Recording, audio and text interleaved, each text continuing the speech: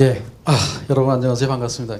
제가 첫 번째 그 발표자가 됐네요. 여러분 반갑고요. 예년에는 저 3층에서 보통 이 강연을 했었습니다. 이 3층에는 이 연단이 좀 높아요.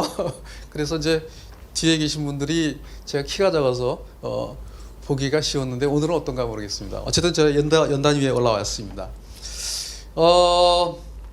저한테 주어진 시간이 1시간인데요. 제가 오늘 좀 제목을 아주 나름대로 아주 섹시한 제목을 가져왔습니다. 그래서 4차 산업혁명 시대에 우리 기업이 올라타야 할 도약의 기회라는 주제를 가져왔는데요. 중간중간에 제가 이제 요즘 좀 감기가 걸렸다가 좀 마무리되는 과정이 있어가지고 목이 조금 이렇게 기침이 날까 말까 하는 그런 증상이 있어서 목이 조금 이상해도 좀 양해를 해 주십시오.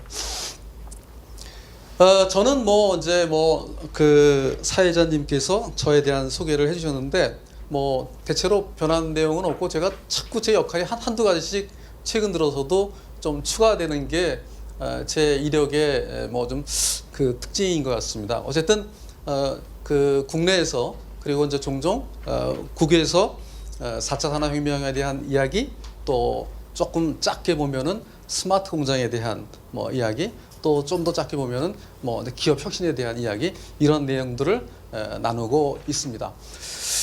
저는 오늘 4가지 말씀을 이제 드리려고 하는데요. 첫 번째는 이런 거예요. 4차 산업혁명이라는 것을 한번 잠깐 돌아보자. 저희가 벌써 4차 산업혁명을 이제 돌아본다라는 표현을 쓸 만큼 이 혁명이 조금 시간이 된 것 같아요. 그래서 그 말씀을 좀 드리고 싶고요. 두 번째는 결과적으로 이 4차 산업혁명이 이 자리에 와 계신 분들은 대부분들이 이제 기업에서 오신 분들인데 기업에 어떤 의미가 있는지를 한번 명확하게 한번 짚어보고 싶고요. 세 번째는 벌써 알게 모르게 우리 주변에 많은 사례들이 나타나고 있습니다. 제가 이런 강의를 처음 할 때만 해도 우리 사회에는 사례들이 많지 않았어요. 그런데 다행스럽게 우리 사회에서도 사례들이 나타나고 있는데 그런 사례들을 좀 살펴보면서 이 안에서 우리가 얻어야 되는 교훈이 뭔지를 한번 나눠보도록 하겠고요. 마지막으로는 결과적으로 우리가 이런 것들을 논의하고 이렇게 하는 것들이 왜 하는 것인가 라는 차원에서 우리가 도전해야 하는 이 혁명에 대해서 그 방법에 대해서 간략하지만 말씀 나눠보도록 하겠습니다. 자, 첫 번째 4차 산업혁명은 안 들어보신 분 없죠. 그렇죠? 매일매일 우리가 듣는 아주 일상의 용어가 돼버렸는데 덕분에 이 일상의 용어가 좀 시끄럽다라고 느껴지는 경우도 있어요. 그렇죠? 그래서 이제 영어로는 버즈, 그렇죠? 벌떼가 웅웅거리고 다니는 것처럼 느껴지기도 해요. 그럴 수밖에 없는 것이 이 짧은 시간 안에 굉장히 많은 정보와 주장, 의견 이런 것들이 제시됐기 때문이고 종종 우리는 이 정보 홍수 속에서 방향을 좀 잃기도 했던 것이 아닌가 싶어요. 그러나 알게 모르게 우리는 이제 점점 우리가 이 4차 산업혁명 어떻게 이해해야 되는지 이제 차근차근 접근하고 있지 않는가 싶습니다. 제가 강연할 때 종종 인용하는 우리 한양대학교의 장 교수님인데요. 이분은 이런 얘기를 했어요. 우리나라에서 4차 산업혁명에 대한 활동이 굉장히 이제 활발하니까 이렇게 활발한 건 좋은데 그 4차 산업혁명이 과연 실체가 있는 거냐? 왜? 내가 실리콘밸리 같은 데 가보면은 누구도 4차 산업혁명이라는 얘기를 잘 안 하고 그런데 왜 한국만 이렇게 난리냐? 라는 이런 이야기도 하고 또 이게 과연 우리가 가야 되는 길인지 한국 사회에는 이게 도움이 되는지 이런 논의를 했던 것이 이제 엊그제 일인 것 같습니다. 4차 산업혁명에 대해서는 다양한 의견이 있었는데 이런 얘기도 있었어요. 4차 산업혁명이라는 유령. 제목이 아주 재밌죠? 설마 저런 책을 썼을까 이렇게 생각하시는 분이 있겠습니다만 실제 출간된 책이고요. 저는 읽어봤습니다만 내용이 한번 읽어보실 만하다고 저는 생각합니다. 또 다른 책은 이렇게 얘기해요. 4차 산업혁명이라는 거짓말. 4차 산업혁명이란 거짓말이라는 또 책 제목으로 뭔가 의견을 얘기하시는 경우도 있고, 이렇게 사실은 이 혁명에 대해서 수많은 의견과 또 생각, 이런 것들이 존재했던 것들이 사실입니다. 이러한 그 정보의 과다 또는 홍수 속에서 저는 지난 몇 년 동안 어떻게 하면은 이런 정보들을 우리가 좀 중심을 갖고 주체적으로 잘 이해할 수 있을까 고민하면서 사실 7가지 관점을 제시했었습니다. 즉, 이 혁명을 어떤 시간이 지나면서 발전하는 형태인 연대기로 볼 수도 있고, 또 정부라든가 이런 그 정부 단체들은 한국이 이러한 혁명을 통해서 어떻게 더 경쟁력을 키워나갈 것이며, 또 다른 나라들은 어떻게 하고 있는지 비교하면서 정책을 만들어가는 그런 논의를 많이 하는데, 또 그런 관점에서도 볼 수 있다. 그리고 또 뭐 혁명이 되면서 사실 일자리 걱정 얘기가 많았거든요. 지금 있는 일자리가 뭐 절반이 없어진다, 또 양극화가 된다, 뭐 이런 얘기도 있었는데, 그런 일자리 관점의 어떤 그 기준도 한번 제시해봤고요. 또한 이런 일자리를 위해서 그렇다면은 현재 일자리를 가지고 계신 분을 포함해서 앞으로 사회에 나와야 되는 분들은 어떤 교육과 훈련을 받아야지 이런 변화를 좀 능동적으로 대응할 수 있는지, 그런 논의를 하는 관점도 있었고, 뭐 제일 많은 관점은 아무래도 이런 혁명들이 우리 산업에서 어떻게 적용되고, 예를 들면 자동차 산업에서는 어떻게 되고, 전자 산업에서는 어떻게 활용되며, 또 농업이나 수산업에서는 또 어떻게 활용될까, 뭐 이런 응용될까, 뭐 이런 관점. 그리고 늘 우리가 자주 얘기하는 인공지능이 어떻고, 빅데이터가 어떻고, 센서가 어떻고, 로봇이 어떻고 하는 것과 같은 어떤 혁신 기술도 보는 관점도 제가 한번 제시해드렸고, 마지막으로는 이 모든 것들이 결국은 우리 인간의 삶에 알게 모르게 큰 영향을 주기 때문에 이제 인문학적으로도 살펴보자 해서 대체로 한 7가지 기준을 전해드렸던 기억이 납니다. 실제로 이런 기준들은 제가 봤을 때는 이제 제 생각에는 여전히 유효한 것 같고, 수많은 정보를 이런 기준으로 이제 살펴보면 나름 제가 흔들리지 않고 정보들을 잘 정리하고 바라볼 수 있는 것 같아요. 그런 차원에서 혹시 이제 이 자리에 와 계신 분들도 정보가 너무 많다면 이런 기준들이 있었다라는 것을 기억하시면서 좀 이렇게 그러한 내용들을 한번 살펴보시면 어떨까 싶어요. 뭐 그렇든 저렇든 사실 이 혁명이 뭐 이렇게 뭐 기준을 가지고 살펴보는 것도 의미 있지만, 결국은 이 자리에 와 계신 분들처럼 그렇다면 이 기업의 관점에서는 어떻게 봐야 되는가, 이제 그 점을 좀 말씀드리고자 합니다. 기업이 4차 산업혁명을 어떻게 봐야 되는가 하는 점에 대해서는 사실 그동안 이제 그 논의가 꽤 많았어요. 이 논의가 이제 거슬러 올라가면 2014년까지 올라갑니다. 제가 잘못 섰었네요.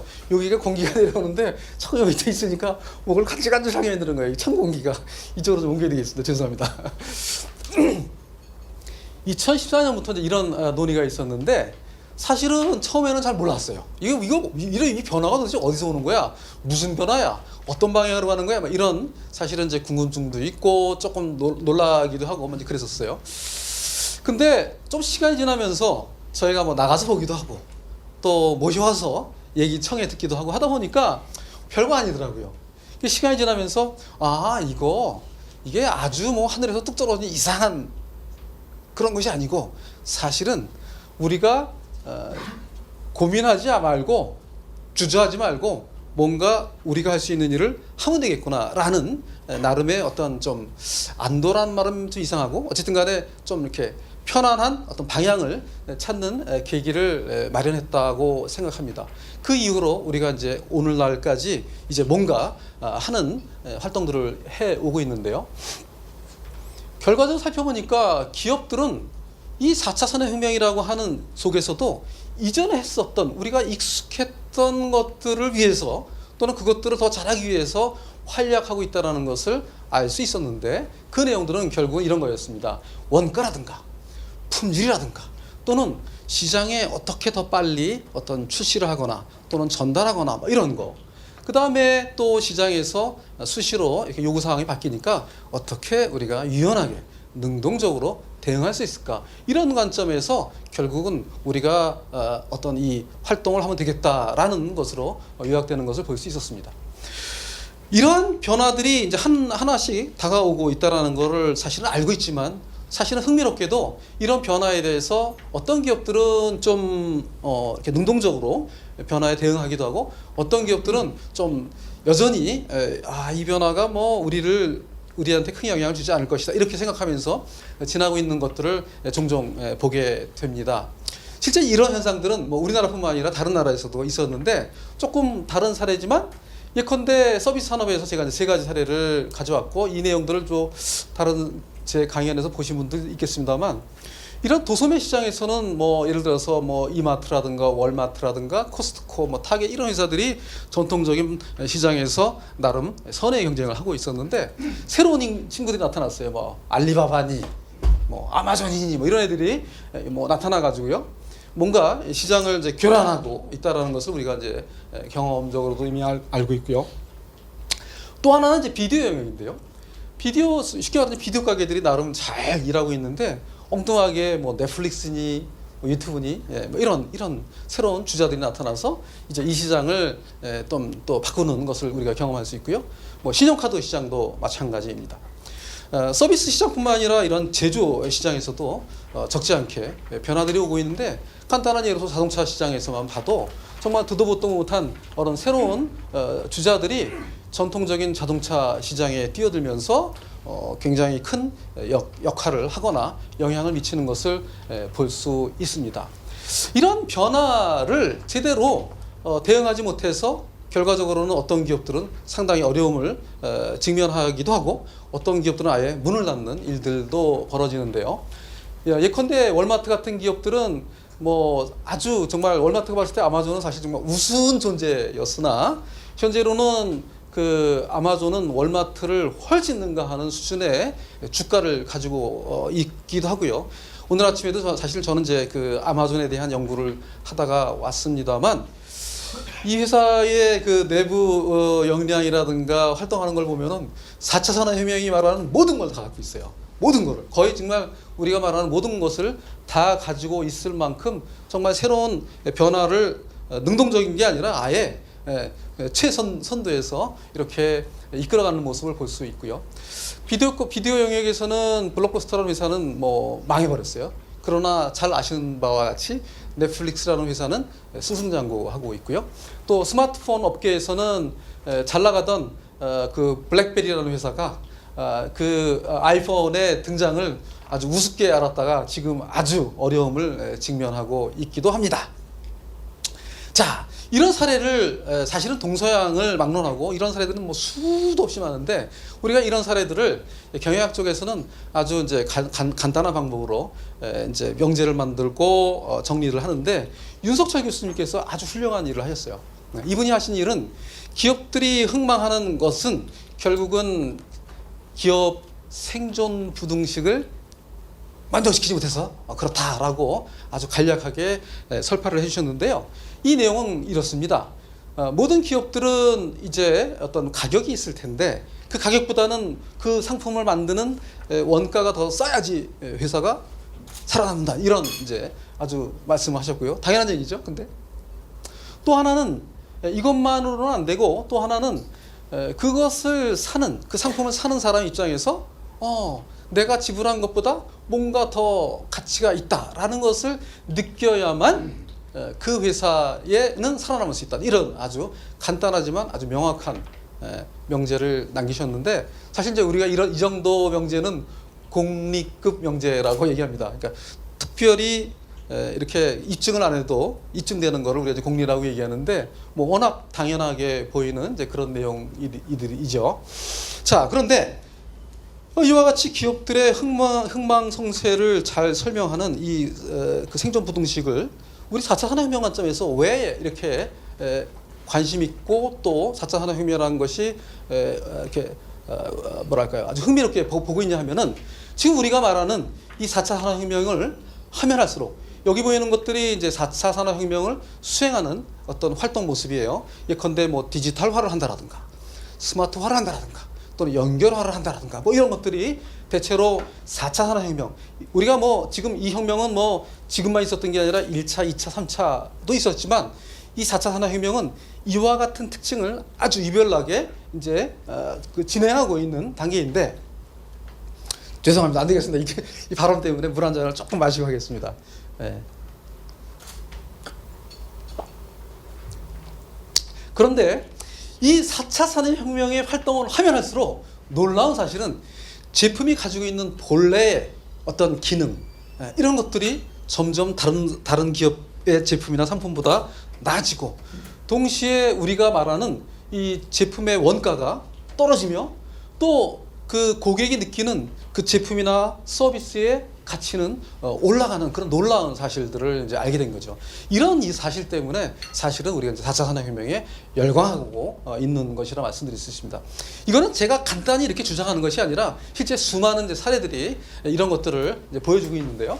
쉽게 말해서 우리가 이 자리에 앉아 계신 모든 기업들은 결과적으로 뭐 제품을 만드시거나 또는 서비스를 공급하는 일을 하시고, 제품은 뭐 공장에서 만들겠죠. 그래서 공장을 가지고 계시기도 한데, 우리가 언제부턴가 4차 산업혁명을 촉진하는 여러 가지 혁신 기술들이 여러 가지가 있어요. 뭐 인공지능, 사물인터넷, 빅데이터, 뭐 클라우드, 뭐 최근에는 뭐 블록 센서, 블록체인, 뭐 이런 것들도 있는데, 이런 것들이 지금 우리가 가지고 있는 제품이나 서비스 공장에 영향을 미치면서 새로운 뭔가를 만들어내고 있다라는 것이죠. 예컨대 제품과 서비스 영역에서도 그런 일들이 벌어지고 있는데, 그 사례를 간단하게 살펴보겠습니다. 제가 이쪽으로 가는 게 낫겠네요. 뭐 이런 사례들은 이미 제가 이제 2, 3년 전에 강의를 드릴 때만 해도 한 4, 50가지 사례가 있습니다만, 지금은 이제 100여 가지 사례가 훨씬 넘는 사례들이 우리 주변에서 나타나고 있고, 일부는 여러분들이 실제 경험하거나 사용하고 계실 거예요. 저는 오늘 아침에 스마트 스피커에 대해서 연구를 좀 하고 올 일이 있었습니다만, 예컨대 스마트 스피커가 대표적인 사례고요. 우리가 알고 있는 자율주행차라든가 자율주행 트럭, 스마트 스푼, 스마트 프라이팬, 스마트 심지어 스마트 라켓, 스마트 골프채, 퍼트, 스마트 가전제품, 스마트 웨어러블, 침대, 락 등등, 우리가 말할 수 있는 스마트 제품들은 이미 우리 주변에 수도 없이 앞에서 말씀드렸던 그런 원리로 만들어지고 진화되고 발전하고 있습니다. 제품만 그런 것이 아닙니다. 서비스도 그러합니다. 수많은 기존의 서비스들이 디지털화되고 연결화되고 스마트화되면서 스마트한 서비스로 변경되고 있고요. 커피라는 서비스가 스마트하게 변하고 있고, 주차장의 서비스가 스마트하게 변하고 있고요. 또 드론이 하늘을 나르면서 땅에서 오는 정보들을 도면으로 바꾸는 그런 스마트한 서비스를 하고 있고요. 또 제품들이 고장날까 고장나지 않을까 이런 유지보수 관찰하고, 이런 것들을 다 스마트한 서비스의 형태로 이미 제공하고 있고요. 최근에는 블록체인이라는 기술을 기반으로 이 세상에 존재하는 거의 모든 트랜잭션, 즉 컨트랙 또는 계약들을 더 이전보다 효율적이고 더 나은 조건으로 만들기 위한 그런 일들이 이제 벌어지고 있습니다. 자, 이런 일들은 제조 현장에서도 일어나고 있는데, 간단하게는 MES와 같은 디지털 기술을 적용하는 것부터 해서, 또 자동화 기기라든가 로봇, AGV 또는 스마트 글라스를 활용하는 것, 그리고 또는 간단하게 제가 장착을 하면 제가 혹시 사고가 나거나 위험한 상해에 빠졌을 때 누구든지 즉시 알아차리고 저를 도와줄 수 있는 그런 등등 수많은 일들이 이제 산업 현장에서도 매일매일 빠르게 진행되고 있고요. 일부는 그렇게 얻어진 기술과 정보 또 경험들을 하나의 상품으로 만들어서 판매하는 일들이 있는데, 예를 들면 LS산전이라는 회사는 PLC를 만드는 회사이지만, 최근에는 우리는 다른 회사를 위해서 스마트 공장을 만들어 드릴 수 있습니다 라는 그런 서비스를 내어놓고 있기도 하고요. 이런 일들은 우리나라 업체가만 하는 것이 아니라, 사실은 지멘스라든가 보쉬 이런 회사들이 사실 저희보다도 먼저 이러한 비즈니스 모델을 만들어서 전 세계에서 활약하고 있는 것들이 사실입니다. 자, 따지고 보면 이와 같은 제조 현장에서의 스마트한 공장 활동은 결과적으로 기업의 어떤 생존과 지속적인 번영에 결정적인 영향을 미치는 것을 알 수 있어요.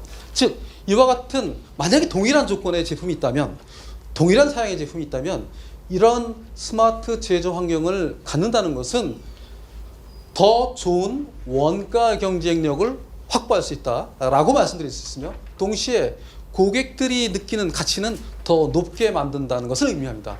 고객들이 느끼는 가치라는 건 이런 거예요. 예를 들어서 품질이 들쭉날쭉하면 속상하시잖아요. 그렇죠? 제품의 품질이 상향돼서 아주 일정하게 유지된다. 만약 그러면 굉장히 고객들이 늘 안심하고 그 제품을 찾을 수가 있죠. 그 다음에 제가 언제든지 제품을 새로 구입하고 싶거나 그러면 즉시 저에게 전달해 준다든가 또 시장에 출시한다라든가 그러한 가치들을 사실은 이제 이러한 스마트 제조 활동을 통해서 우리가 점점 실현해 나가고 있고, 그런 이유 때문에 기업의 생존과 지속적인 번영에 아주 중요한 역할을 한다라고 말씀드릴 수 있습니다. 이제 여기까지 말씀드리면 이미 이제 이전에 뭐 스마트 공장이라는 얘기 한두 번 들으셨을 것도 아니고 사실은 많이 들으신 분은 뭐 수백 번도 들으셨을 텐데, 우리가 사실 스마트 공장이라는 이야기 또는 4차 산업혁명 이야기를 하면은 굉장히 뭐 반짝반짝하는 얘기, 아주 뭐 팬시한 얘기 이렇게만 사실 알고 있는 것이 사실입니다만, 사실 오늘 저는 그와 반대되는 이야기를 드리고자 이 앞에 섰습니다. 실제 우리가 1차, 2차, 3차, 4차 산업혁명을 거쳐왔지만 우리가 이 혁명을 통해서 다루고자 하는 문제들은 사실 이전에 우리들이 알고 있고 또 개선하려고 노력했고 실제로 개선도 했고 뭐 그런 일들이에요. 그런 일들은 대체로 우리가 뭐라고 지금 이 스마트 공장을 뭐라고 이렇게 멋있게 얘기하든 말든 실제 그러한 이슈들은 품질과 관련돼 있고 원가 관련돼 있고 또 납기와 관련돼 있으며 종종 안전이라든가 재해, 사고 또는 환경에 영향을 미치는 그런 일들로 관련되어 있는 것을 알 수 있습니다. 즉 우리가 하는 이런 모든 일들은 실제로는 물리적인 세계에서 일어나는 어떠한 이슈나 문제점들을 잘 해결해서 더 효율적으로 해결해서 더 경쟁력 있게 만든다는 것을 알 수가 있는데요. 그런 관점에서 사실 스마트 제조 또는 공장이라고 하는 전략은 우리가 자주 보는 이러한 디지털 또는 뭐 스마트 또는 뭐 연결 이와 같은 활동뿐만 아니라 실제로는 물리적인 공장 내에서 추진해야 되는, 예를 들어서 공정을 이전보다 더 낫게 개선하는 것. 공정 개선이라는 건 예를 들면 우리가 어떤 금형을 만들고 또 단조를 치는 공법이나 공정이 있는데 이것을 이전보다 더 낫게 하는 그러한 어떤 기술 개발 이런 것들을 의미할 수 있고요. 또는 용접을 더 효과적으로 하는 그러한 공법 개발도 될 수가 있는 거죠. 예를 들어서요. 그래서 사실 우리가 말하는 이 스마트 공장 추진 전략이라는 것이 이 위에 보이는 이런 것뿐만 아니라 사실은 물리적인 이러한 기술에 대한 지속적인 개발 발전과 동시에 함께 추진해야 되는 어떤 두 가지 트랙이다 이렇게 볼 수 있을 것 같습니다.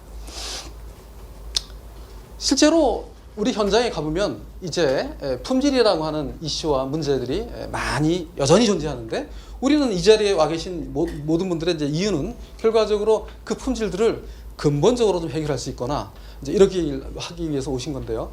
예컨대 여태까지는 현재의 문제를 이제 분석하는 것에 주로 목표가 있었다면 앞으로의 목적은 문제가 생기기 전에, 그렇죠? 그러니까 이전에 예지적으로 그런 것들을 조치하거나 미리 알아차려서 어떤 대응할 수 있는 그런 능력들을 우리가 갖기 원하고 그렇게 하기 위해서는 이런 활동을 하고 있다고 봅니다. 그런데 놀라운 사실은 그런 것들이 우리가 뭐 빅데이터니 인공지능이니 뭐 이런 것만 준비했다고 다 되는 건 아니고 실제로는 굉장히 중요한 내용입니다만 우리 사람의 지혜 그다음에 역할이 굉장히 필요한데, 이런 원인과 그런 현상에 대한 원인과 그런 현상에 대한 결과 내용들이 어떤 인과관계를 갖는지를 사실 이런 것들은 인공지능이 못해요. 이런 것들은 빅데이터가 못해요. 인간이 만들어 놓은 것을 그런 것들이 잘 찾아갈 수 있도록 도울 뿐이죠. 그래서 그런 차원에서 과연 우리가 어떤 쪽에 또 지속적으로 역할을 해야 되는지 또 어떤 것들을 응용해야 되는지 이제 살펴볼 수 있다고 봅니다. 품질뿐만 아니라 원가에서도 마찬가지예요. 사실은 스마트 공장이라고 하는 활동을 하면서 우리가 원가는 보통 4M2이라는 관점으로 보면 이제 명확해지는데요.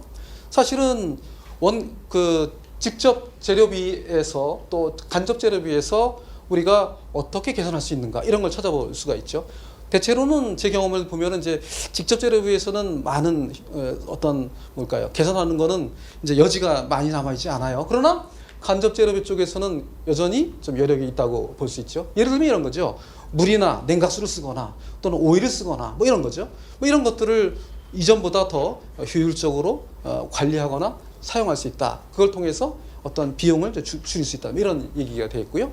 인건비에서는 인건비도 역시 이제 직접 인건비가 있고 간접 인건비가 있는데 직접 인건비 쪽은 주로 이제 자동화라든가 로봇을 활용하거나 자동화 설비를 써서 저희가 이제 축소하는 것들이 주요 대상이 되기도 합니다만 경우에 따라서는 간접 인건비들도 우리가 어떻게 하면 획기적으로 좀 개선할 수 있을까 이런 노력을 할 수 있다고 봐지고요. 경비 뭐 등등 마찬가지입니다. 사실 그런데 그럼에도 불구하고 우리가 그동안에 조금 관심을 크게 두지 못했던 것들은 이 2E로 표현되는 어떤 에너지라든가 환경에 관련된 비용, 원가 이런 거였는데 사실 이런 것들은 잘 나타나지 않아서 히든 코스트라고는 이야기하지만 실제로 우리 기업이 가지고 있는 제조 원가에 적지 않은 영향을 미치고 있는 것들이 사실이거든요.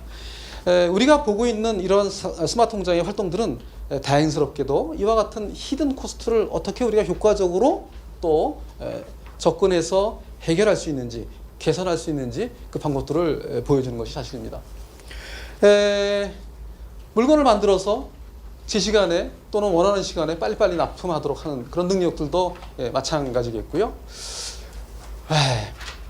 이런 것들이 사실은 이제 스마트 공장이라는 차원에서 진행되고 있는데요.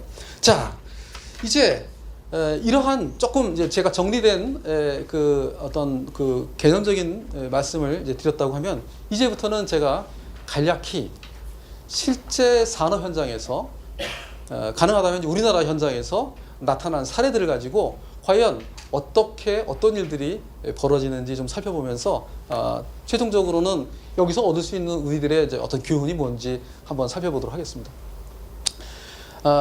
여러분들 이제 인쇄물 나눠드린 것보다 사실 굉장히 자료를 더 많이 준비했는데요. 제가 이제 좀 뺄 건 좀 빼고 시간이 많이 걸릴 것 같아서 이제 몇 가지만 추려서 좀 말씀드리겠습니다. 율곡이라는 회사는 경남에 있는 회사인데요. 사실은 이제 카이나 보잉 같은데 이제 항공회사 이런 쪽에 부품을 납품하는 회사입니다. 이 회사가 이제 스마트 통장 프로젝트를 추진했죠. 이 회사가 한 일을 정리 요약하면 무지 간단해요. 장비 모니터링 시스템을 구축해가지고 결국은 장비 가동률을 잘 운영할 수 있어서 이전보다 더 나은 운영을 하고 또 설비 고장 이런 거에 대해서 아주 긴급하게 잘 대응하고 조치하는 능력을 키웠고 결과적으로는 고객들이 원하는 시간에 자기네들이 납품하는 그런 제품들을 잘 납품하는 능력을 갖추게 된 결과를 보여주고 있습니다. 물론 이 회사가 이렇게 했던 활동들이 여기서 끝나는 건 아니고요. 계속 지속되고 있습니다. 신승정밀이라는 회사도 경남에 있는 회사인데 여기도 항공기 부품 또 종종 자동차 부품을 만들어서 납품하는 회사인데요. 이 회사는 스마트 통장이라는 이름으로 조금 다른 활동을 했어요. 도면 및 제품 개발 일정 관리 시스템이라는 것을 이제 새로 적용하고 운영을 하고 있는데요. 이분들은 정보를 찾는 시간의 어떤 생산성, 즉 직원들이 이런 것을 할 때 소요되는 시간들을 이전에 비해서 대폭 향상시켜 가지고 결과적으로 고객 만족 어쨌든 간에 적기에 제품을 납품하고 이런 이제 활동들을 했고요. 이 사장님은 스마트 통장이라는 프로젝트를 굳이 꼭 제조 이렇게만 보지 않고 자기들과 함께 일하는 어떤 종업원들을 보다 더 어떤 스마트한 환경에서 스마트한 인재로 키워가는 과제다고 얘기할 만큼 이제 그렇게 스마트 공장을 바라보고 계시는 사례입니다. 삼천산업의 사례는 이제 종종 방송에도 나오고 대통령이 방문한 회사 공장이기도 합니다. LG에 납품을 하는 회사이고요. 이 회사는 제가 한 줄로만 MES 설치했다라고 했는데 이뿐만 아니라 아주 다양한 스마트 공장 활동을 지속적으로 하고 있는데요. 이분이 이제 경영 2세예요. 이 경영 2세라는 것이 굉장히 이제 아주 의미 있는 이제 그 함축된 의미를 가지고 있어요. 한국 사회에서. 어쨌든 이제 젊은 분이니까 원래는 이제 아버지 밑에서 일한 게 아니라 다른 데서 일하시다가 아버지가 야 우리 회사 와서 좀 돌봐줘 하니까 이제 오셨어요. 조인하셔가지고 와 보니까 아 이거 할 게 많네 해서 굉장히 이제 앞장서서 많은 활동하시면서 다른 기업들이 이제 부러워할 만큼 아주 많은 성과를 내고 있는데요. 이분들이 한 일들을 요약하면 결과적으로 이렇게 간단해요. 품질 관리를 잘해가지고 품질을 굉장히 끌어올렸고요. 그렇게 해서 이분들이 납품하는 고객들을 만족시키고 있고 생산 관리 잘하고 설비 관리 잘하고 뭐 이런 그 결과들을 내고 있습니다. 또 다른 회사는 이제 그 스마트 공장 데모 어떤 그 표준 공장 모델 공장 뭐 이렇게 불리기도 하는 피스톤을 만드는 동양 피스톤 공장입니다. 자동차 부품을 만드는 이제 회사라고 볼 수 있죠.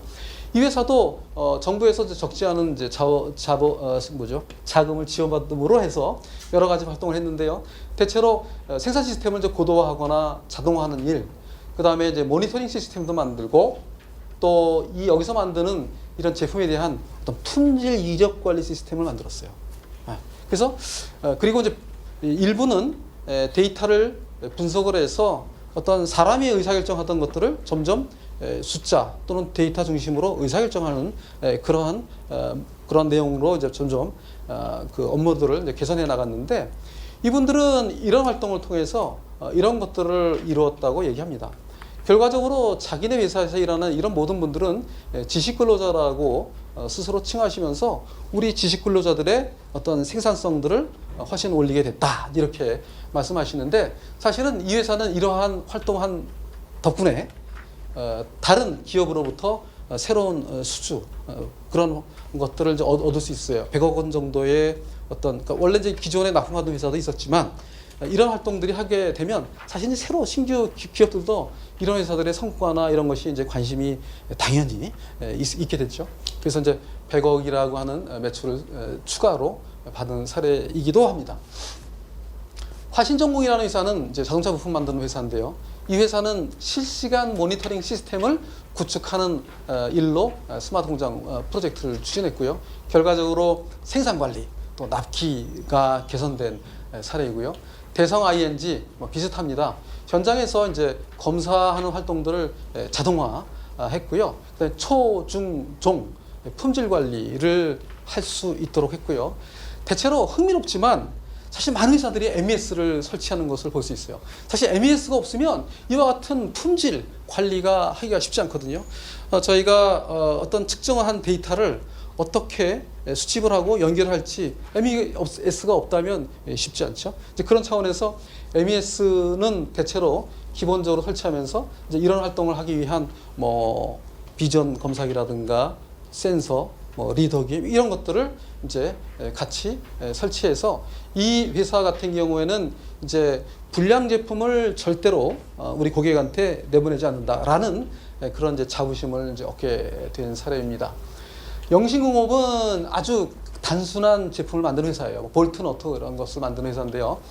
또 뭐 뿌리 산업에 이제 해당되기도 해요. 뭐 단조도 치고 뭐 이렇게 하기 때문에요. 현장에 이제 단말기를 굉장히 지금 보시는 이러한 단말기들을 많이 설치했고요. 앞에서 말씀드렸던 MES 구축했어요.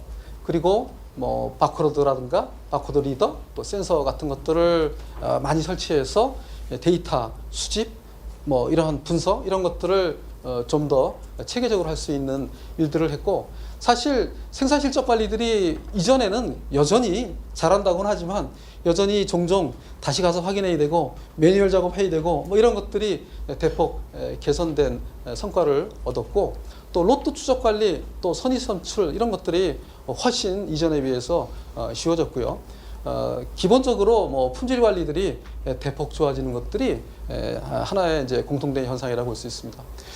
뭐 연루라는 회사는 그 화장품 용기를 만드는 회사인데요.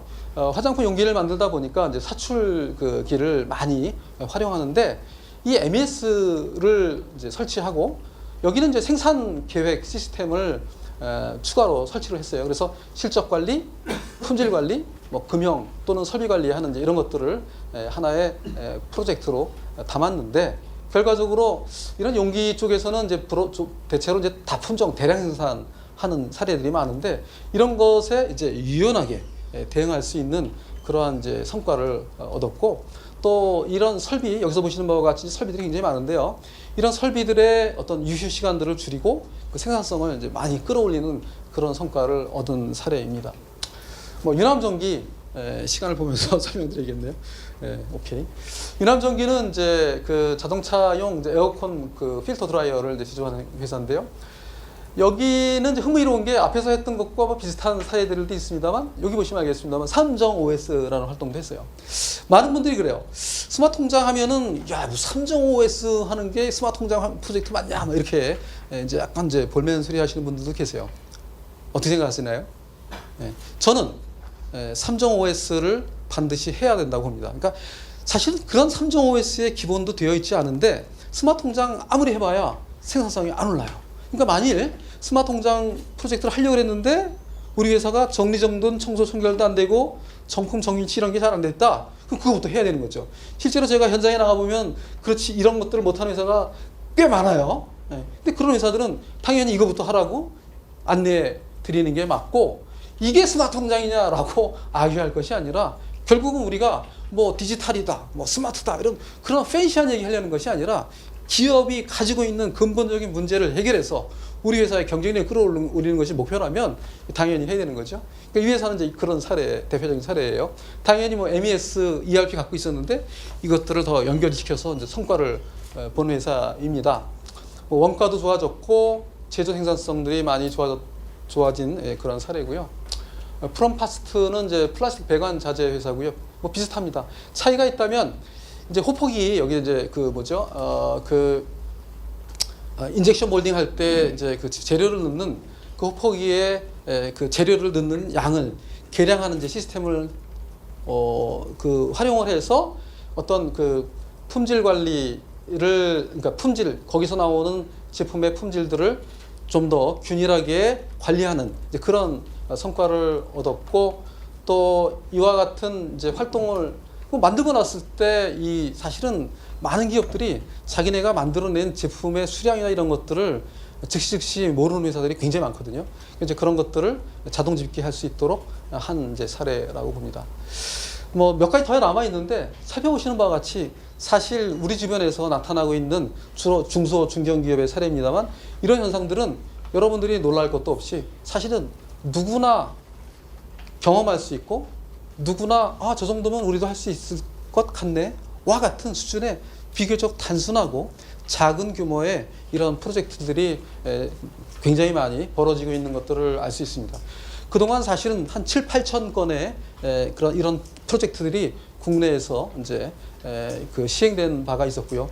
한쪽에서는 물론 결과가 없다라고 하는 약간 이제 비평조의 얘기도 있었지만, 또 다른 한쪽에서는 나름 성과를 내고 있는 것들이 하나의 이제 사실인 것 같습니다. 자, 이런 일들이 중소기업에서만 있는 것들은 아니고요. 이거 제가 좀 넘어가겠습니다. 시간 관리를 위해서. 뭐 대동 리빙도 이제 화장품 만드는 회사고요. 태종기공도 이제 그 뭐 제조 가공하고 있는 회사고요. 뭐 다 비슷해요. 시안텅시턴은 이제 필라멘트 만드는 회사인데, 이 회사 얘기 조금만 하면은, 이 회사 같은 경우에는 이제 비전 검사기를 아주 그 활용해서 획기적으로 이 제품 검사 그리고 이 데이터 수집 시간을 기존에 이제 이거 측정하고 검사하고 그러려면은 한 5분여 정도 시간이 걸렸는데, 요런 그 검사기와 이런 것들을 활용해서 이제 30초로 그 생산성을 이제 대폭 늘린 사례이고요. 이런 활동 덕분에 사실 이제 품질의 수준들이 상당히 이제 좋아졌다라는 결과들을 그 보여주고 있습니다. 그래서 기존에 이제 거래하던 기업들이 이렇게 되니까 이제 만족스럽죠. 만족스러워하고 추가적인 발주들이 이제 늘어나는 그런 사례이고요. 이게 뭐 제조 쪽뿐만 아니라 이와 같은 이제 축산품 가공 이런 쪽에서도 벌어지고 있는데요. 축산품 가공 쪽은 뭐 공정의 표준화 같은 활동들이 선행적으로 이어지고, 그러한 표준화를 토대로 자동화 뭐 이런 것들을 하는 것들을 대체로 볼 수가 있고요.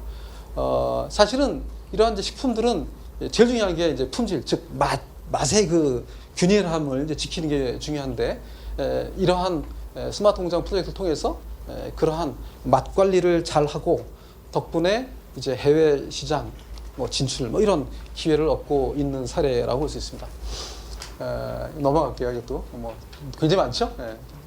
자, 여태까지는 제가 이제 대체로 그 중소 중견 기업들을 말씀드렸습니다만, 그러면 대기업은 어떤가요?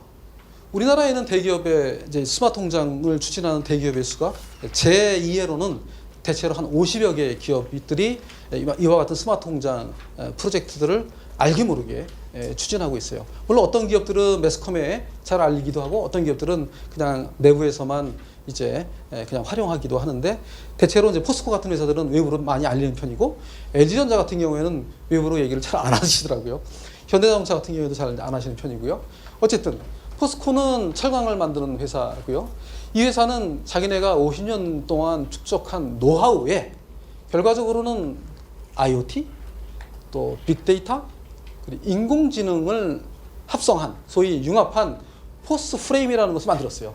사실 이분들이 뭐 GE도 컨택하고 뭐 지멘스도 컨택하고 무지 많이 컨택했어요. 예. 그렇지만 결과적으로 자기네 마음에 그러한 제품들이 마음에 들지 않는다는 것을 알고 결국은 스스로 만드는 걸로 이제 결심을 했고, 이제 이렇게 활용하고 있습니다. 제가 만났을 때 이분들은 그러더라고요. 이것을 나중에 다른 기업들한테 판매할 겁니까? 이렇게 여쭤봤더니, 에이, 그럴 생각 없습니다. 우리는 우리가 하는 일만 잘할 거예요. 라고 말씀하셨는데, 최근에 보도에 따르면 포스코도 외부에다가 이러한 경험과 뭐 이런 솔루션들을 판매하고자 한다라는 얘기를 이제 하는 것을 볼 수 있습니다. 어쨌든 이분들은 포스코 프레임과 실시간 품질 관리 시스템, 그리고 철강이라는 산업 특성상 현장의 안전, 재해 이런 거 굉장히 중요하지 않습니까? 이런 것들을 이제 획기적으로 끌어올리는 활동을 해서 결과적으로는 이 회사는, 포스코는 누가 뭐래도 굉장히 복잡하게 얘기하시겠지만 결과적으로는 자기네 만드는 제품에 대한 품질 개선을 위해서, 그러니까 상향 안정화를 위해서, 그리고 또 하나는 언제든지 일어날 수 있는 안전사고의 방지를 위해서 스마트 공장을 추진하고 있다라고 얘기하고 있습니다. LS한전은 뭐 잘 알다시피 PLC를 만드는 회사고요. 우리나라에서는 비교적 초창기부터 이제 스마트 공장 사업을 추진한 대표적인 사례입니다. 저도 굉장히 여러 번 가서 이 회사와 함께 이제 조금 도움을 드리려고 애를 쓴 적이 있는데요. 결과적으로 한 일들은 이런 거예요. 스마트 공장 프로젝트라는 이름을 한 일들은 자신들이 가지고 있었던 설비들을 대폭 자동화를 했어요. 그리고 일부는 로봇을 썼고, 일부는 옮기고 이러는 것들을 AGV를 쓰거나 뭐 이렇게 했고요. 또 한 가지 특징적으로 한 것들은 이제 에너지 절감에 대한 그러한 활동들을 굉장히 많이 했는데요. 결과적으로 이런 활동 덕에 이 친구들은 추가적인 라인에 투자 없이 생산량이 3배 늘어나는 성과를 올렸고요. 불량률도 굉장히 좋아졌어요. 이게 이제 지멘스의 안베르 공장에서 이제 영감을 받거나 아니면 적어도 우리 저 정도 해야겠다 해가지고 우지혜를 썼는데 품질이 엄청나게 좋아졌고요. 그 다음에 에너지 절감에 대한 뭐 어떤 지식, 노하우, 뭐 경험 같은 것들 많이 쌓고, 어쨌든 단전 시에도 자체 전원으로 공장을 돌릴 수 있는 수준으로 했고, 말씀드렸지만 이 회사는 PLC도 납품하지만 원하시면 스마트 공장 솔루션도 제공하겠습니다. 이렇게 이제 얘기하고 있습니다. 그러니까 한 회사가 이와 같은 4차 산업혁명 시대를 접어들면서 이제는 전통적인 자기네 제품뿐만 아니라 새로운 비즈니스 모델을 가지고 새로운 일들을 하고 있는 사례가 되겠습니다.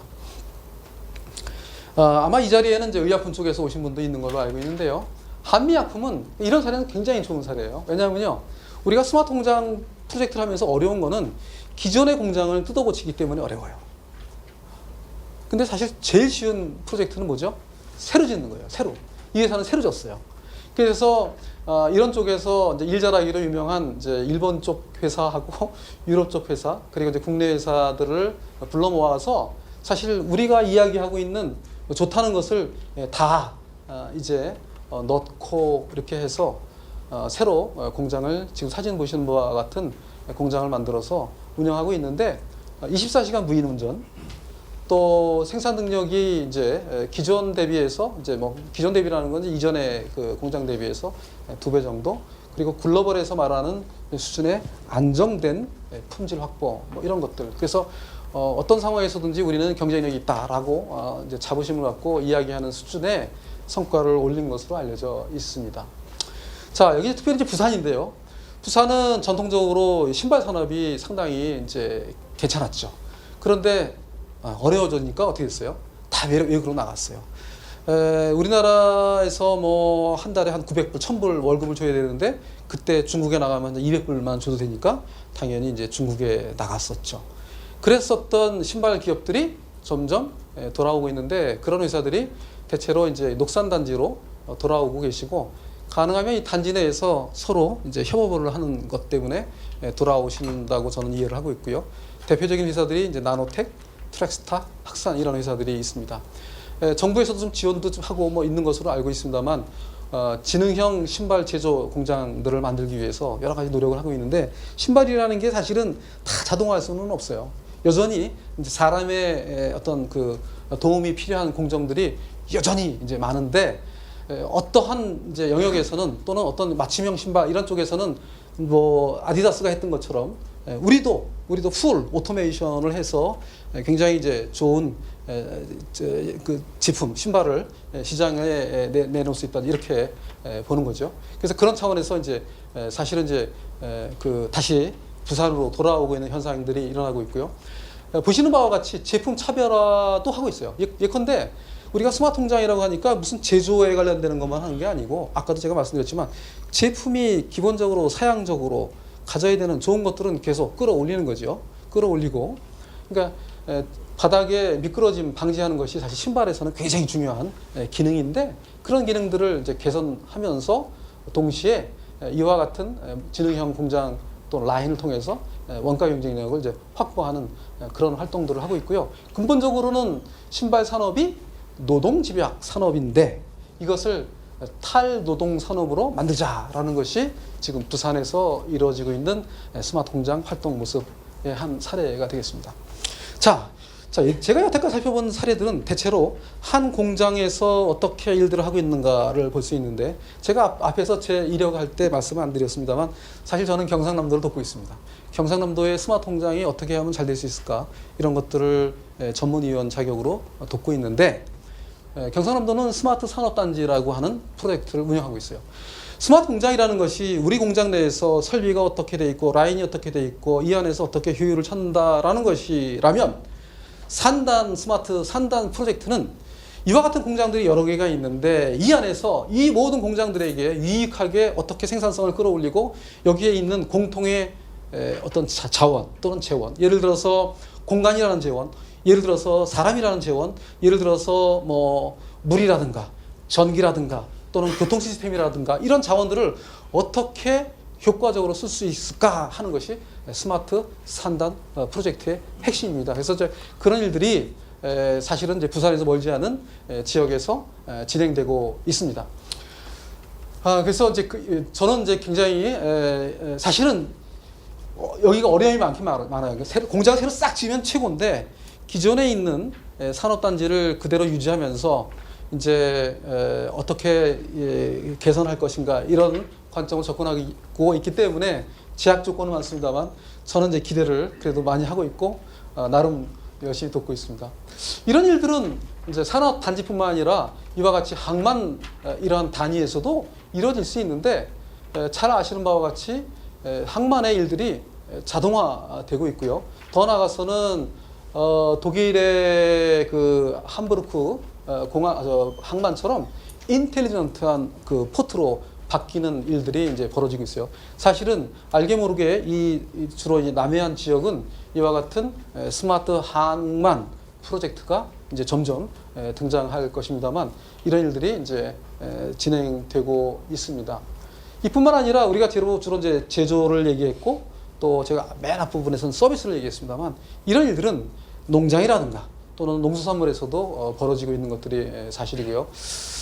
자, 이런 내용들을 우리가 한번 총정리해보면 이게 다 사례예요. 실제 있는 일들이라는 뜻이죠. 그 스마트 4차 산업혁명이 뻥 아닙니까? 허상 아닙니까? 누군가가 이제 이렇게 얘기한다면 우리 이제 자신있게 아니야 여기 이렇게 있지 않는가? 라고 저는 이야기할 수 있다고 보는데요. 그 내용들을 한번 요약해보면 이렇게 보여져요. 사실은 모든 그 공장들은 스마트 공장의 정의가 달라져야 합니다. 사실 스마트 공장 추진단에서 정의한 그 정의대로만 되는 것은 아니에요. 그렇게 할 필요도 없고요. 사실은 누구나 자기네 공장에 맞는 정의를 하셔야 되고요. 모든 것들은 문제 해결에 초점이 맞춰져야 돼요. 예.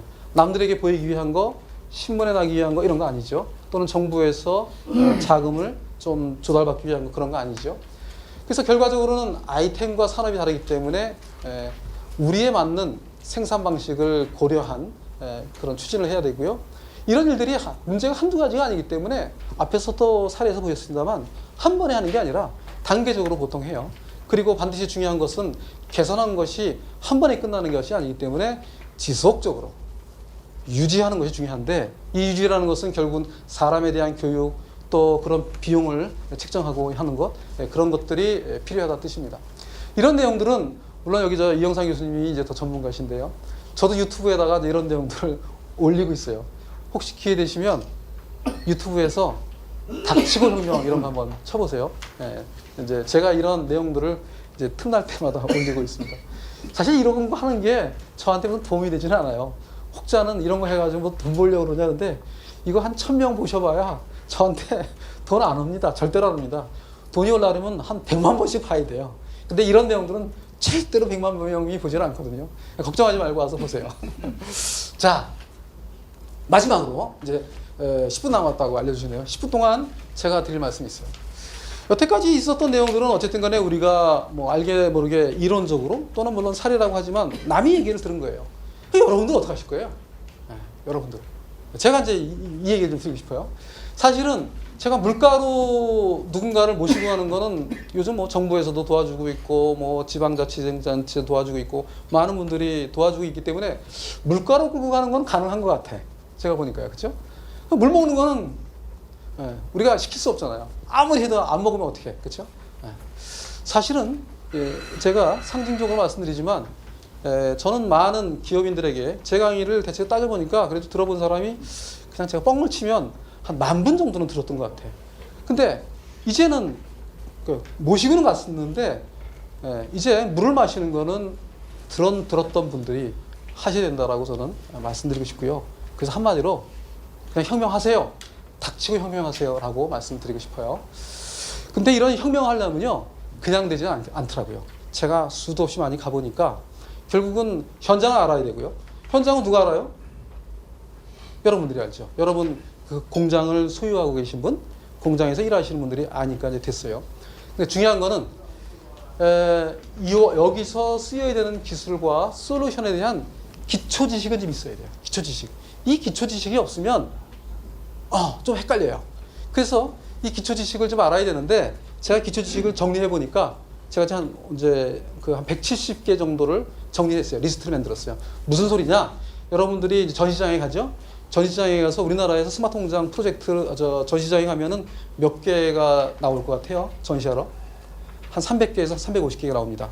옆에 있는 나라 일본에 가도 마찬가지예요. 그 정도 와요. 사실은 그렇게 많은 회사를 다 할 필요 없어요.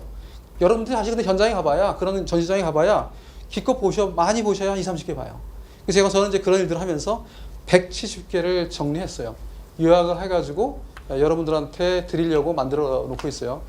제가 만들었던 이제 이런 사람들이 여기다가 저장해 놓으세요. 아무나 볼 수 있게. 그래서 몰라몰라닷컴이라는 데서 이런 게 올라가 있는데요.